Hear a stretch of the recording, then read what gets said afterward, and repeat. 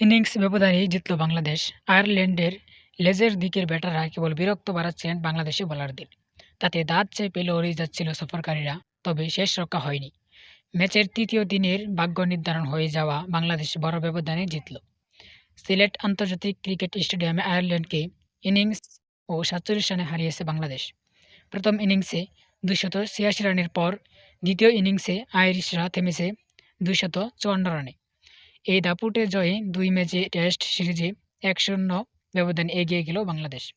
২৮৬ রানে বলে ১৭১ রানের অসাধারণ ইনিংস খেলা মাহমুদুল হাসান জয় হন ম্যাচ সেরা। চতুর্থ দিনে ৫ উইকেটে ৮৬ রানে নিয়ে খেলা শুরু করে আয়ারল্যান্ড। প্রথম সেশনে ২ উইকেট হারায় আইরিশরা।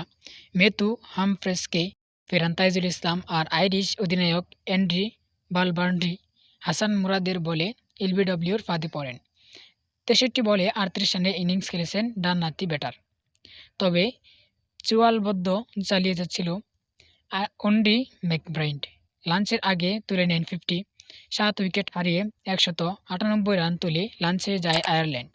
লাঞ্চ থেকে ফিরেই উইকেটে থিতু হয়ে যাওয়া ম্যাকব্রাইডকে আউট করেন নাহিদ রানা। নাহিদ রানার বাউন্সারে পুল খেলতে চেয়েছিলেন তিনি, কিন্তু টাইমিং গড়বড় হয়ে বল চলে যায় শর্ট মিড উইকেটে থাকা ফিল্ডার হাসান মুরাদের হাতে। ৫২ রানে ফেরেন ম্যাকব্রাইড। ১৯৮ রানে ৮ উইকেট হারানোর পর ইনিংস আর এড়াতে লড়াই চালিয়ে যান ম্যাককার্থি এবং নেইল। আগ্রাসী ব্যাটিংয়ে ৫৬ বলে ৬৪ রানের জুটি গড়ে তারা। ৫৩ বলে ৩৬ করা মিলকে ফিরিয়ে জুটি ভাঙেন মুরাদ।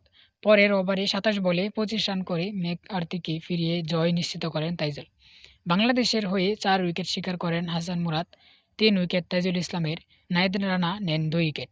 আগামী বুধবার মিরপুরে হবে ২ ম্যাচের টেস্ট সিরিজের শেষ ম্যাচটি।